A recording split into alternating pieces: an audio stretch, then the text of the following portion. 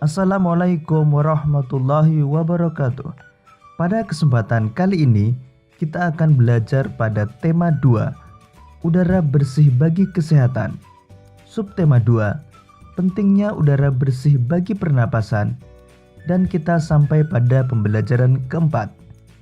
Sebelum kita mulai pembelajaran kita, jangan lupa untuk berdoa terlebih dahulu. Sahabat cerdas, apakah kalian suka membaca cerpen? Sekarang mari kita membaca cerpen berikut ini tentang tanggung jawab dalam keluarga.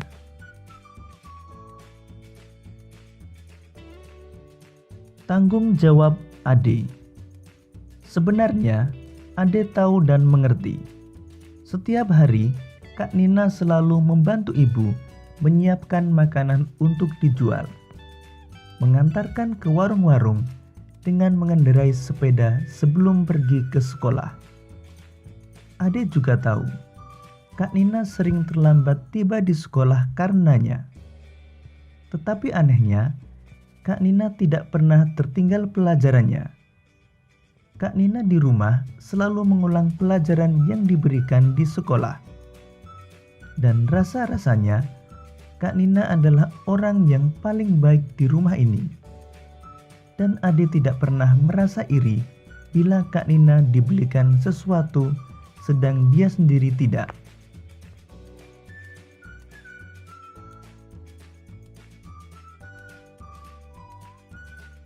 Tetapi sekarang ini, pagi hari ini, Ade bersungut-sungut. Kak Nina sakit, berarti tidak berangkat ke sekolah dan tidak ada yang mengantar dagangan ke warung-warung.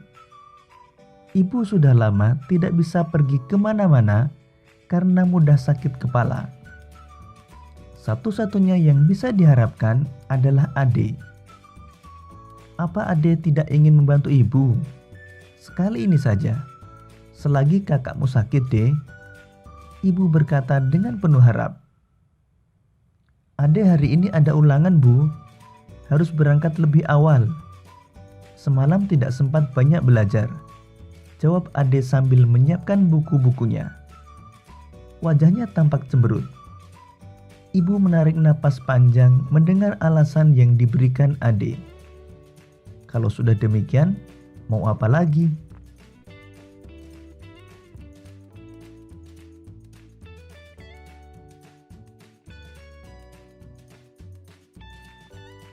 Biarlah saya sendiri saja bu, rasanya kepala saya sudah tidak pening lagi, seru Kak Nina dari dalam kamar. Mendengar suara Kak Nina, ibu lalu meninggalkan Ade yang masih berwajah cemberut. Betul, kau sudah sehat Nina? Ibu khawatir, nanti malah tambah sakitmu, kata ibu. Kak Nina bangkit perlahan dari tempat tidurnya lalu pergi ke kamar mandi. Ibu hanya mengawasi dari belakang sambil menggendong adiknya yang masih bayi.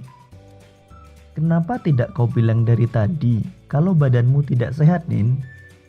Kalau saja kau bilang selagi bapak belum berangkat, pasti bapakmu yang mengantarkan kue-kue dagangan kita ini, bisik ibu. Baru terasa setelah saya mandi tadi, bu. Mulanya tak terasa apa-apa. Mungkin sebentar juga sembuh, bu, jawab Nina sambil terus berpakaian.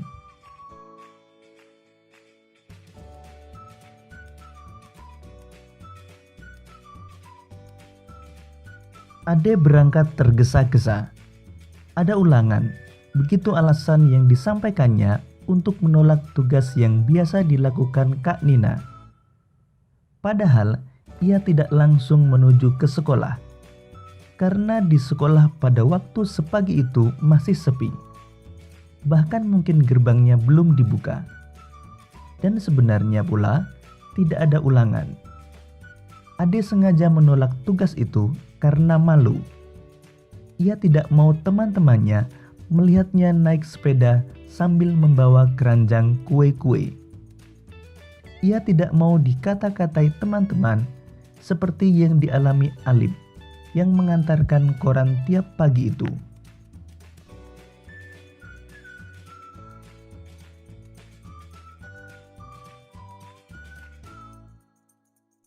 Hari masih pagi benar. Ade tidak tahu akan kemana tujuannya pada pagi itu. Apakah akan mampir ke rumah Tina atau Nino? Lebih baik ke rumah Yova saja. Biasanya anak itu sudah siap pagi-pagi sekali. Aku bisa meluangkan waktu menunggu siang di rumahnya, pikir Ade. Tiba di rumah Yova, Ade ternyata harus menunggu lama sekali. Yova masih berjalan-jalan bersama adiknya yang masih kecil. Mama Yova sedang menata meja makan untuk sarapan papanya. Kakak Yova sedang mengepel lantai. Papa Yova sedang mencuci mobil. Bi Icih sedang membantu mempersiapkan makanan di dapur.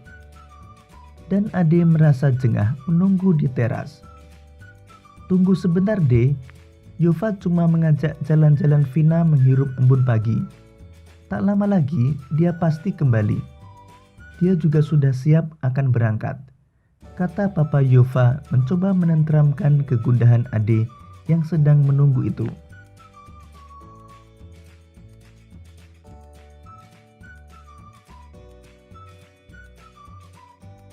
Tetapi yang dikatakan oleh Papa Yova itu ternyata lama sekali bagi Ade. Jam dinding di rumah Yova menunjukkan pukul 6:10. Jarumnya bergerak perlahan. Ade semakin merasa tidak enak duduk di kursi teras. Tak lama kemudian, Bi Icih mengantar secangkir teh manis dengan ubi goreng. Silakan diminum Neng Ade, Bi Icih menawarkan. Saya mau berangkat dulu Bi, jawabnya kepada Bi Icih. Lalu kepada Papa Yova, dia pamitan sambil bergegas pergi. Terima kasih Om, saya mau berangkat saja dulu. Mau mampir ke rumah Nino Om? Ia tiba-tiba gugup. Papa Yova keheranan. Demikian pula Bi Icih. Mereka heran melihat Ade tiba-tiba pergi dan melangkah lebar-lebar meninggalkan rumah itu.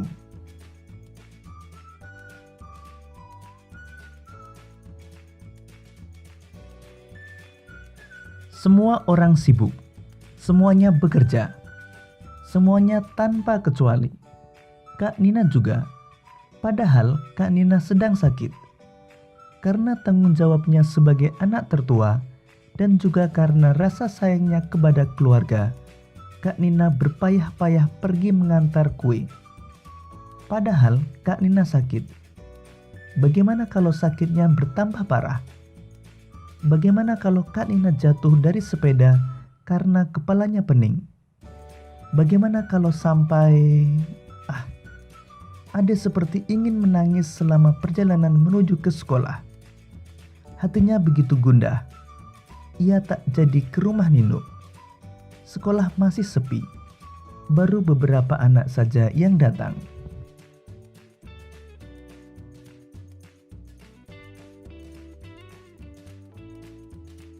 Selama pelajaran berlangsung, Ade tidak bisa memusatkan perhatiannya pada pelajaran. Beberapa kali ditegur Pak Adi karena melamun. Ia ingin segera pulang. Ingin segera menjenguk Kak Nina. Mungkin Kak Nina tambah parah sakitnya. Mungkin Kak Nina jatuh dari sepeda karena kepalanya pening. Lalu ada kendaraan yang menabraknya. Hap! Kau sakit Ade? Tiba-tiba terdengar teguran Pak Adi. Ade gelagapan. Rupanya tadi ia melamun selama Pak Adi menerangkan. Pak Adi lalu menghampirinya. Meraba keningnya. Ade jadi terharu. Kepalamu hangat, pulang saja ya, nanti bertambah parah, kata Pak Adi. Ade menurut. Ia bergegas meninggalkan sekolah.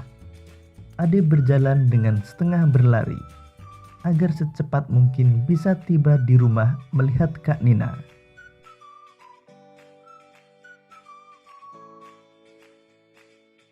Dengan tergopoh-gopoh, ia memasuki rumah. Ibu sampai keheranan melihat sikapnya. Langsung menuju ke kamar Kak Nina. Dan Kak Nina terbaring di pembaringannya. Ade seperti ingin menubruk kakaknya yang sedang terbaring itu. Kak Nina jadi terheran-heran dibuatnya. "Ada apa, Dek? Kenapa kau tiba-tiba begini?" tanya Kak Nina. "Maafkan aku, Kak. Sebenarnya aku tidak ada ulangan. Aku cuma malu mengantarkan kue-kue itu." Ade langsung saja menangis. Suaranya jadi tidak jelas terdengar. "Sudahlah, jangan menangis. Yang penting kau sudah menyadari kesalahanmu dan tak akan mengulanginya lagi. Untuk kali ini, tak apa-apa. Kakak memaafkanmu, Dek." Lembut suara Kak Nina menyejukkan hati Ade, mengobati rasa sesalnya agar tidak berkepanjangan.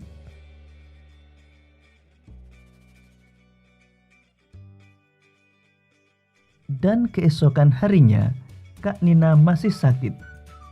Ade benar-benar melaksanakan apa yang dijanjikannya kepada kakaknya. Tanpa ragu lagi, Ade menjinjing keranjang kue-kue. Dengan sepeda, ia berkeliling mengantar kue-kue itu ke warung-warung. Tak ada yang mengejek, tak ada yang menggoda, tak ada rasa malu. Yang ada adalah rasa tanggung jawab yang besar. Demikian tadi sahabat cerdas, cerpen tentang tanggung jawab Ade. Berdasarkan cerpen tersebut, mari kita jawab beberapa pertanyaan berikut ini.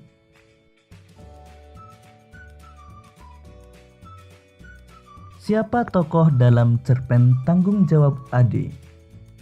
Tokoh dalam cerpen tanggung jawab Ade adalah Ade, Kak Nina, Ibu, Yova, Tina, Nino, Papa Yova, Bi Ici, dan Pak Adi. Berapa anggota keluarga Ade? Anggota keluarga Ade ada 5 orang, yaitu ayah, ibu, Kak Nina, Ade, dan adik bayi.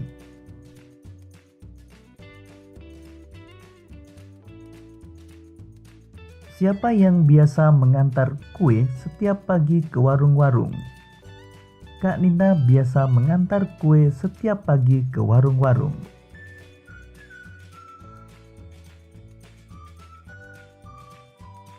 Apa yang terjadi pada Kak Nina? Kak Nina sedang sakit sehingga tidak bisa mengantarkan kue ke warung-warung.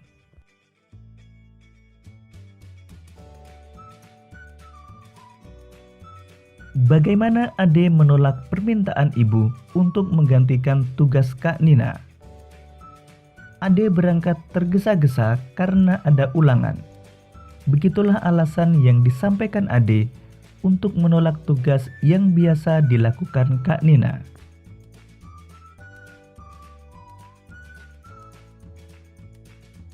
Mengapa Ade tidak mau menggantikan tugas Kak Nina? Ade sengaja menolak tugas itu karena malu. Ia tidak mau teman-temannya melihatnya naik sepeda sambil membawa keranjang kue-kue.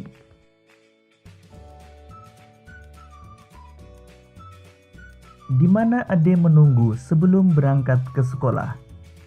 Sebelum berangkat, Ade menunggu di rumah Yova.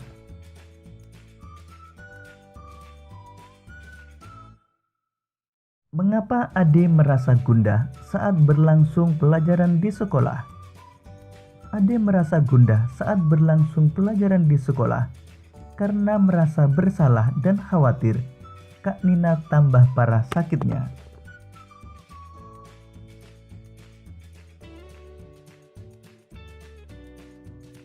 Apa yang dilakukan Ade setiba di rumah kembali?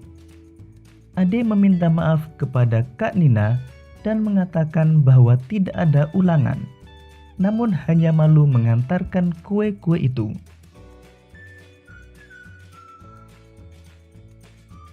Apa yang dikatakan Kak Nina kepada Ade? Kak Nina mengatakan agar Ade jangan menangis dan yang penting Ade sudah menyadari kesalahannya dan tak akan mengulanginya lagi. Pada cerpen tanggung jawab Ade, Ibu Ade mempunyai usaha makanan untuk dijual ke warung-warung. Dari usaha makanan itu, tentunya Ibu Ade akan memperoleh keuntungan. Keuntungan inilah yang akan menjadi tambahan penghasilan bagi keluarga Ade. Usaha yang dilakukan Ibu Ade tersebut merupakan contoh kegiatan ekonomi yang diharapkan dapat meningkatkan kesejahteraan keluarga Ade. Sahabat cerdas, sekarang mari kita lanjutkan pembelajaran kita tentang pengaruh kegiatan ekonomi terhadap kesejahteraan masyarakat.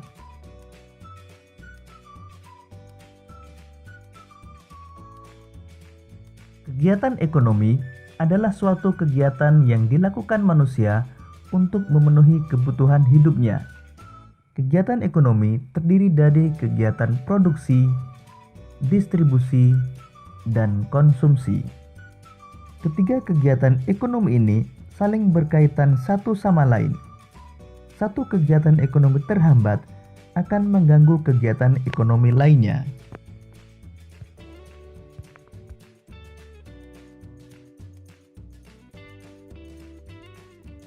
Produksi adalah kegiatan menghasilkan barang dalam rangka memenuhi kebutuhan hidup. Contoh kegiatan produksi adalah pengrajin gerabah yang mengubah tanah liat menjadi berbagai macam bentuk gerabah. Orang yang melakukan kegiatan produksi disebut sebagai produsen.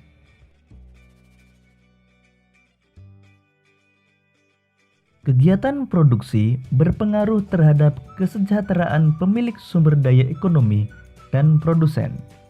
Bagi pemilik sumber daya ekonomi, adanya proses produksi memungkinkannya memperoleh balas jasa. Balas jasa ini berupa sewa, bunga modal, ataupun gaji. Dengan balas jasa ini, pemilik sumber daya ekonomi dapat memenuhi kebutuhan hidup secara memuaskan. Sementara itu, bagi produsen, adanya proses produksi menyebabkan produsen memperoleh keuntungan. Selanjutnya, keuntungan tersebut digunakan untuk menjaga kelangsungan usaha dan memenuhi kebutuhan hidup. Ini dilakukan dalam upaya mencapai kesejahteraan hidup.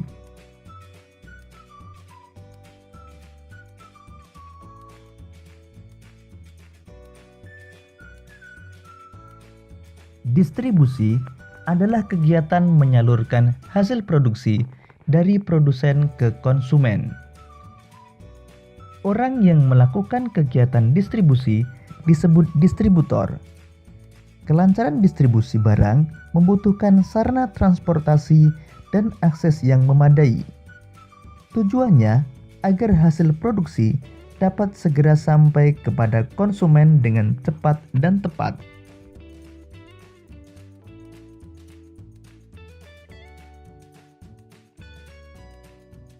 Konsumsi adalah kegiatan menghabiskan atau mengurangi nilai guna barang dan jasa untuk memenuhi kebutuhan hidup. Contoh kegiatan konsumsi antara lain ketika kalian jajan di kantin sekolah atau membeli peralatan sekolah di koperasi sekolah, dan ketika kalian membeli sepatu di toko sepatu. Orang yang melakukan kegiatan konsumsi disebut sebagai konsumen. Demikian tadi pembelajaran kita pada tema 2, subtema 2, dan pembelajaran keempat. Sampai jumpa pada pembelajaran berikutnya. Tetap semangat dan selamat belajar.